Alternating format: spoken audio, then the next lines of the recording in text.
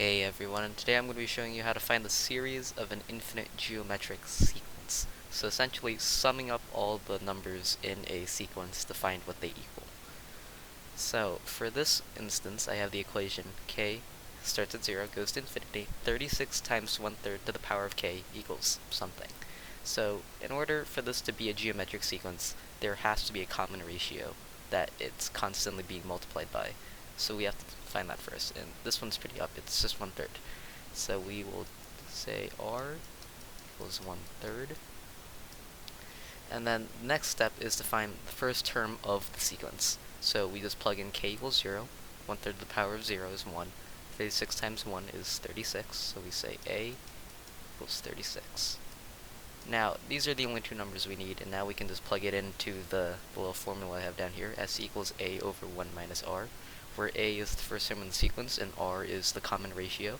So let's just plug that in. I'll write it over here.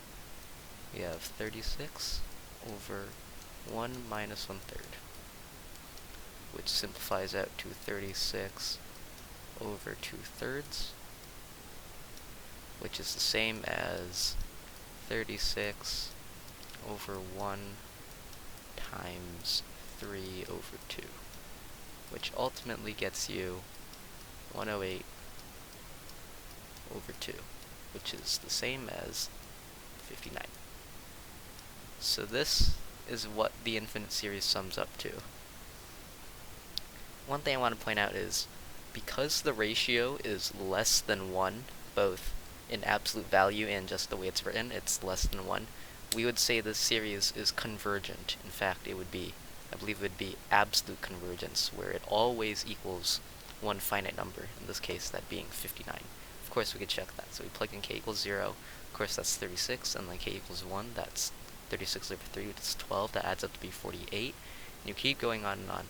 But the thing is, because the ratio is less than 1, every time you multiply, the number is getting smaller and smaller, especially since we're raising it to the power of k, eventually becomes 1 over 9, 1 over 27, 1 over 81, so on and so forth, to the point where it gets really, really small, and that's why we can say it equals one finite sum.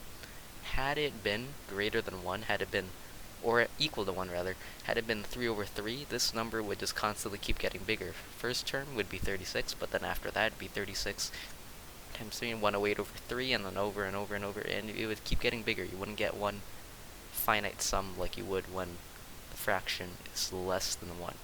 So if it were greater than 1, we would, or equal to, we would say this series is divergent. It goes on forever. It just keeps getting bigger.